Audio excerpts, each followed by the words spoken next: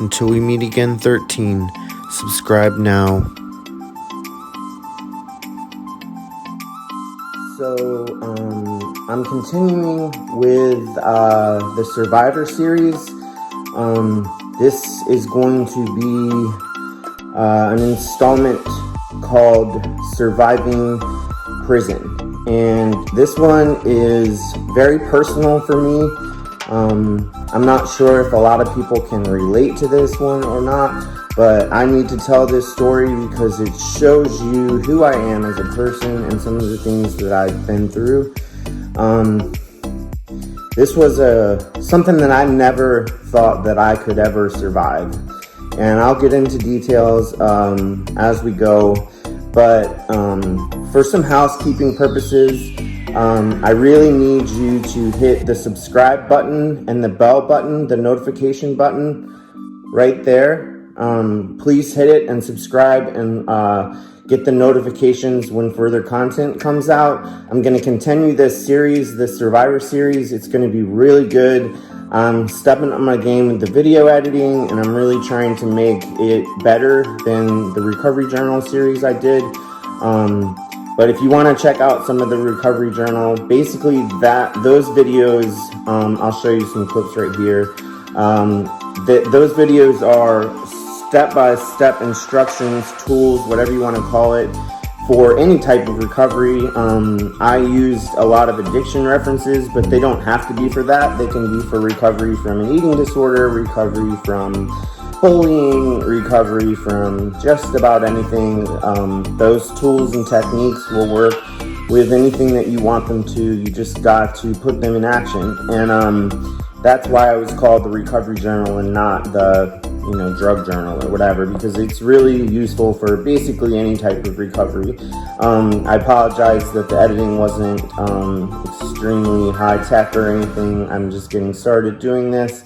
So without further ado, I want to introduce myself. My name is Scott Ramsey, founder of Until We Meet Again 13. Please, again, subscribe, like, comment, share, do your whole business. You know what you need to do to make this place grow.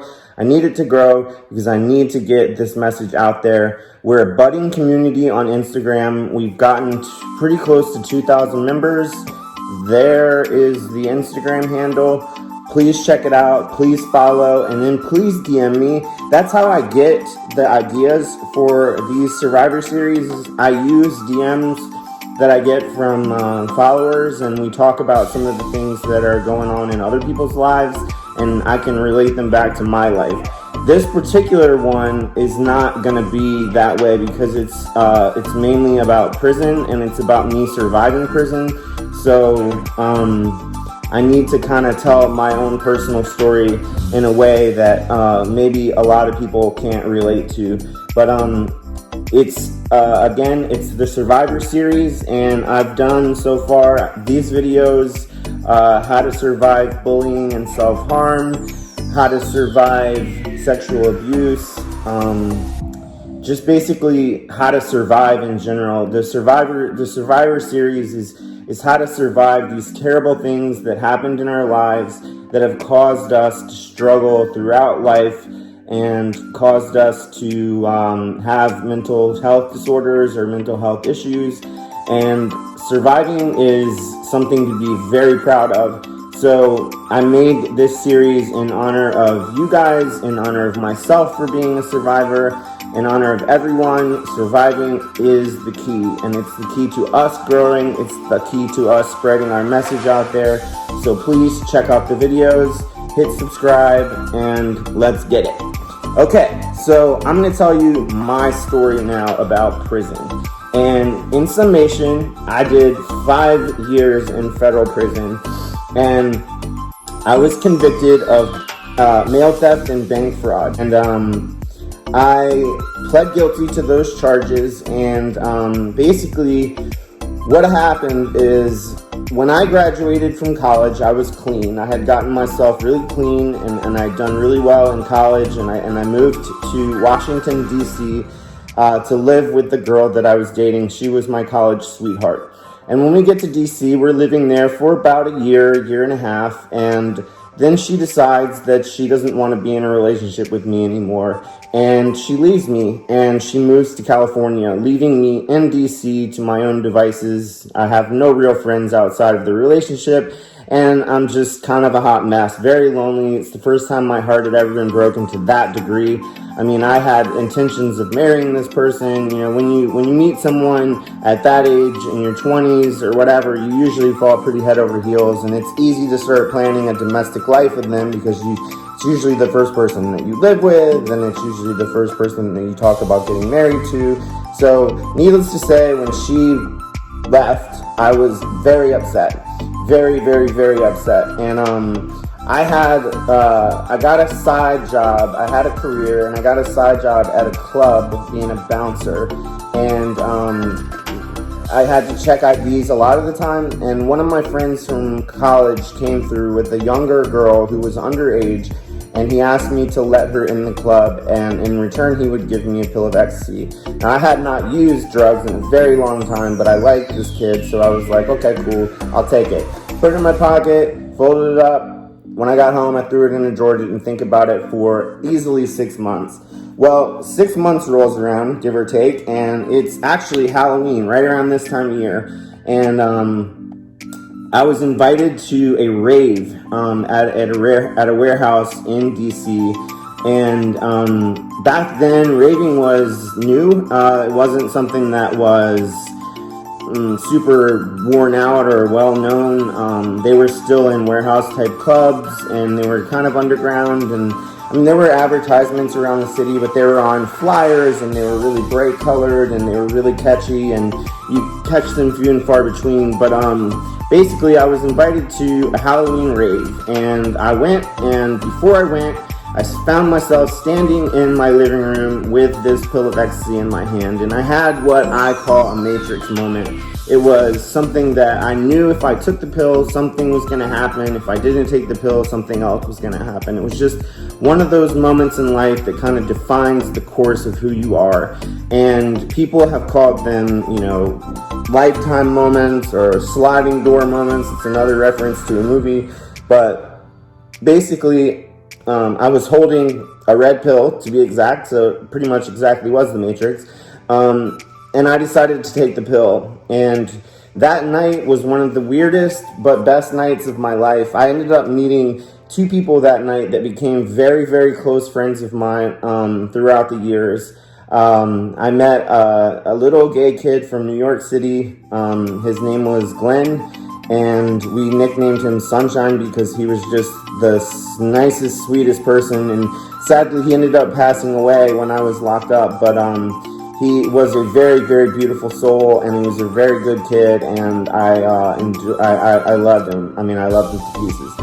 And the other kid was a friend. I'm not going to give his name because he's still out there and he's still around, but he was from the Texas area, and he became really my best friend, for lack of a better word. We became best friends and quickly developed into using buddies, and he, you know, we both got back into using together. And within, you know, I went from not having any friends at all to basically having an entire family of raver friends within about a week. And it was really cool because at that time, that's what I was desperate for. I had thrown caution to the wind when I decided to take that pill. It was, you know, I didn't look at it as a relapse. I looked at it as an opportunity to get out and make some friends and get out of the funk that I was in, because I'd literally been crying myself to sleep for about 8 months, and it sucked. It was really terrible, and I was very, very sad and very, very emotional. And you know, that's right around the time when bipolar disorder starts to poke its head out, and I didn't know that at the time. I didn't know that I was bipolar, so I'm sure the emotional response that I had to that breakup was probably triggered a large part due to me being bipolar type 2. I was extremely depressed. So putting that pill in my mouth, getting high, and meeting those people and meeting that family was the best thing that had ever happened to me. The best thing. I say that in quotes because in reality, it took me down a very interesting rabbit hole that I will talk about in a little bit of detail. But basically, we became drug dealers. We were heavy drug dealers. We were one of the biggest drug dealers in the Washington, D.C. area for the rave scene. It was pills, it was pot, it was ketamine, it was everything under the sun. Basically, I had a connection for everything, and there was nothing that was off limits, and there was nothing I couldn't do and couldn't get, and I lived that way, large and in charge, and I basically didn't have a care in the world. And I had never really been arrested before, so I didn't have that innate fear built into me that I would have now if I was doing something like that. I was still very young and very innocent, and I didn't really think that I was doing anything wrong. I mean, I knew that I was breaking the law, but I wasn't harming people. I didn't walk around with guns. I mean, we were, candy culture. We were, take ecstasy pills and use glow sticks and make funny, signs in the air. And it felt very 60s hippie-ish, and if you knew me growing up, you would know that kind of fits my MO. But anyway, I loved being a part of the rave culture. I really, really enjoyed that. Growing up in that rave culture was something that I can take to the bank, because at that point in time, that was something that was brand new. And, being a central part of the Washington, D.C. rave culture at that particular point in time was special. But it came to a cost, because I became a very, very heavy crystal methamphetamine user. And within, I don't know if any of you are familiar with that particular drug, but it has a nasty habit of taking you by the balls and taking you for a very long ride without you really having much control over where you're going. And that may seem weird to some people, but when you have an addictive personality and you get addicted to such a highly addictive drug that keeps you awake 24 hours a day and makes decisions for you, you stop eating, you stop sleeping, you stop drinking, you stop doing human things, and you kind of fall down to the outskirts of society. And that's what happened to me. I fell to the outskirts of society. I eventually ended up losing my career job, but it was fine, because I was selling so many drugs that it really didn't matter. I had enough money to do anything in the world, I felt like. It wasn't... We moved into a top floor penthouse apartment, and we're able to pay for it no problem. So we weren't I wasn't on the level of some cartel or anything like that, but we were pretty heavy into it. And it was not a big shock in hindsight that the police wanted us pretty bad. And they set me up by getting me to sell pills to a person that I had actually known from my being a bouncer days. He had approached me at a rave and was like, "Hey, I'm pledging a fraternity. Is there any way that you can get me X number of pills?" And I did. I got him X number of pills. I met him at the spot I was supposed to meet him at, and I was calling him, and I said, "Hey, I'm here." And he hung up the phone, said, "I'll be right there." And bam, next thing I know, there is a crew. 2 SUVs hit me, one in the front, one in the back. Another one comes and pulls me on the side. They all jump out armed, head to toe in black, and machine guns, literally machine guns, pull me out of the car, rub my face in the concrete, and arrest me. And it was just a weird set of circumstances that I happened to be moving that exact same day. So I had stuff in my car that I shouldn't have had in my car because I was moving and I hadn't unloaded it yet. So the police kind of laughed and giggled because they got a lot of secondary substances outside of what they initially arrested me for. So that caused me to have to really focus on something that wasn't selling drugs, because once you get popped like that, everyone gets really paranoid and doesn't want to give you anything anymore. So you have to find a way to still feed your addiction. Just because you got arrested doesn't mean you can stop using drugs. That would be logical, but when you're a heavy methamphetamine user, there's no such thing as logic. So off to the races I went. With basically living the movie Catch Me If You Can. And you can watch that movie if you want. Basically, we were making fake checks, writing them off rebate accounts, and cashing them for large sums of money. We did it in multiple states, and by the time it was all said and done, the Federal Bureau of Investigations and the Secret Service and the Postal Service all wanted a piece of us. There was North Carolina, Maryland, Virginia, Tennessee, Mississippi, and Texas, all wanting a piece of little old this guy.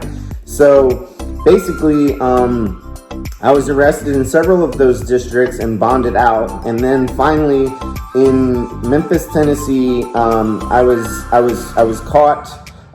It was a really weird story. I was at a Burger King of all places, and it was really late at night, and I stopped for a burger, and I hadn't slept in a really, really long time, and I fell asleep in the parking lot, and like at 3 o'clock in the morning, the cop taps on the window and wants to know what I'm doing. And I try the best I can to explain it, but I'm in an out-of-state car. I look really rough. And he ended up pulling my license, and I had a strange set of circumstances. There was a parking ticket on my Virginia license, and it caused them to have probable cause to be able to search my vehicle. And they didn't find anything drug related to my vehicle, but they found some fake identification cards in my vehicle, which caused them to not know really what to do with me. So they put me in their jail, and then called the feds the next morning, and the FBI, the Postal Service, and the Secret Service all came to interview me in this little teeny jail in Mississippi, and I had to talk to them, and they figured out who I was, they figured out what I had done and all this, and they put me in a holding facility in Memphis, Tennessee. And I was lucky enough to be a proud survivor of the Corrections Corporation of America. If anyone doesn't know what that stands for, that's the Correction Corporation of America, is CCA. They run privatized prisons. They basically get paid a dollar amount per inmate per day, and whatever they don't spend out of care for that inmate, they go as profit into the pockets of the shareholders. So basically, when you're in a CCA, you're in the worst possible set of circumstances, because they cut every corner imaginable to try to save as much money as possible to make money. It's a for-profit prison. It's terrible. It's basically indentured slaves. It sucks. It's terrible. It should be illegal, but that's so much of our federal system. So much of our penal system is really corrupt and really effed up, and I care politically a lot about prisoner rights, but that's not something that gets talked about often, so I'll leave my politics to the side. We're talking about surviving prison right now. And so I was put in there, and then I went through the process, and the process for me looked like 18 months of going to court every single month, getting woken up 4 o'clock in the morning, getting trucked down to the intake area, shackled, thrown in the back of a van with about 15 other guys, and shipped to a courthouse in Memphis, Tennessee, which was about a 45-minute drive from where we were at. And my case just got continued 17 times. On the 18th time, 18 months into my sentence, they finally agreed to actually sentence me. All the districts had put in for the plea agreement, and it was time to actually get sentenced. And at my sentencing, they tried to give me an additional charge based off some information that an informant had provided from the Washington, D.C. area. And the prosecutor, who was a very overzealous young woman who wanted to put me away for as much time as humanly possible, got a hold of this information and tried to add to my sentence, tried to add to my plea agreement, tried to nullify my plea agreement, and argued staunchly for me to get 10 years in prison. But I had a decent lawyer. He argued against it.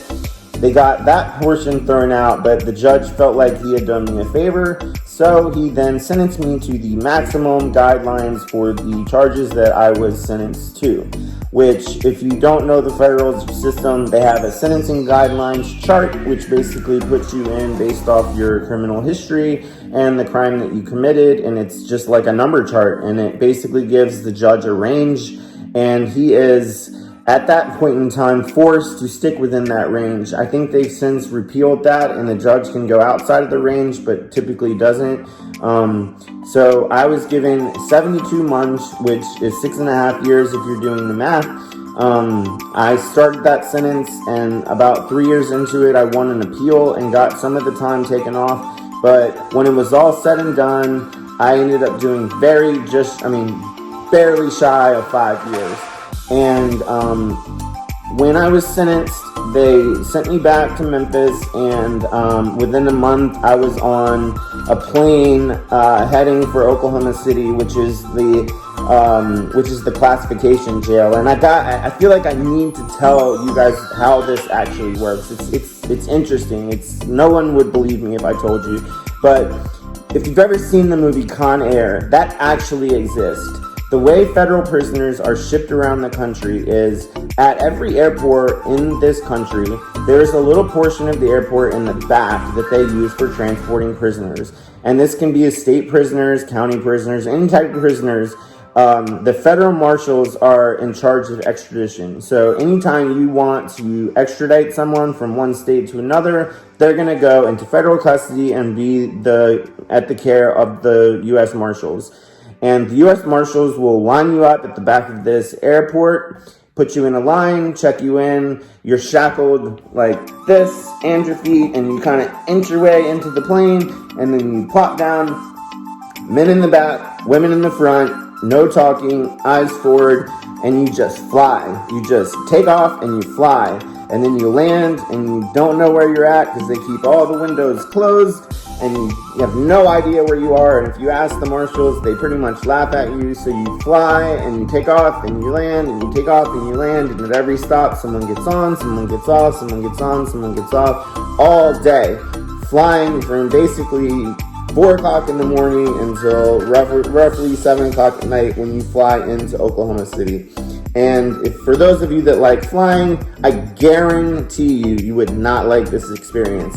It sucked being shackled like that. I don't know how, I'm like this with your feet, and there's a chain in between them, so you really can't move that much, and you're stuck there. And the reason they do that is because they got you with, I was a white-collar, first-time offender. I had some pending charges against me in Virginia from the drug charges that I had, so I didn't qualify for a first-time offender status because I technically wasn't a first-time offender. I just never been convicted before. So, but on the plane next to me was an ultra-violent gang leader from the Sureños, and he had a 13 tattooed on his face, and he was dead. He was headed for the Supermax in Colorado. And I sat next to this guy, and I don't know what to, it was really hard to talk. We both are covered in tattoos, so we made small talk about tattoos and stuff like that, but I knew what he stood for. He was a scary, scary dude. I don't know what he did to end up in a Supermax, but he was looking at some pretty tough time. And I didn't know really. I just sat there. So that's why they keep you all shackled, because they're trying to keep you safe. They're trying to keep you from being injured by another offender. They're trying to keep you, in line, for lack of a better word. But so I get to this Oklahoma correctional facility, and basically you get classified there. And the way they classify you is your classification is based off your criminal history, any pending charges that you may have, if you've ever been incarcerated before, what your crime is it violent, is it not violent, is it white collar, is it drug related, and they use this whole big thing, and they come up with a classification for you. And there are several layers to the Federal Bureau of Prisons, and there's penitentiaries, mediums, lows, and camps. Camps are typically on army bases. They do not have fences. You can come and go as you please as long as you are there. It counts and whatnot. And I say come and go as you please. I don't mean it literally like that, but you actually can work on the army base. Some people do cleanup, janitor's work, whatever. It's not like you get a glamorous job, but you typically are on the army base, and you're interacting with civilians. And that's what, like, your Martha Stewart, I don't know if you recall her being incarcerated, but she is a cookbook writer and a famous chef on TV, and she was convicted of tax fraud, and my co-defendant, my girlfriend at the time, actually was in Camp Alderson with her in West Virginia. So that's deemed Camp Cupcake. It's really funny. They actually have a roller skating rink, I think. I don't know. Obviously never been there. It's a female prison, but it was very easy, for lack of a better word. Me personally, I didn't get that type of experience. I ended up at a low. And the reason I ended up at a low is because I had charges pending against me. They hadn't been processed yet. So basically a low, you're going to end up with anyone that you can be from the penitentiary or whatever. But if you're at the back end of your sentence, like 10 years or less, typically, and if you behave somewhat well, they're going to send you to a low. And that's basically for everyone that can't be in a camp because you got to have a fence, because you've got charges pending, you're violent, whatever the reason. There was a lot of guys in there at the tail end or the tail end of doing a very long sentence. I met a lot of people there. There was a lot of mob guys there, I was actually a workout partner of John Gotti's son-in-law. So sometimes, I swear, it felt like I was in a reality TV show. But definitely wasn't on TV, definitely was in prison, and it sucked. Every second of it sucked, but I had to survive. And that was something that I woke up every single day thinking, I've got to get through this day. I can't get stabbed, I can't get beat up, I can't get whatever. And I saw some gnarly things in prison. I mean, if you're in jail, you're going to get in altercations, you're going to get in fights, you're going to spend time in solitary confinement. I don't care who you are, you can try to maintain your composure to the best of your ability. I'm a really mellow person, and I don't like to instigate arguments, but even me, I had some altercations. I got into a scuffle with one of my roommates, and he was a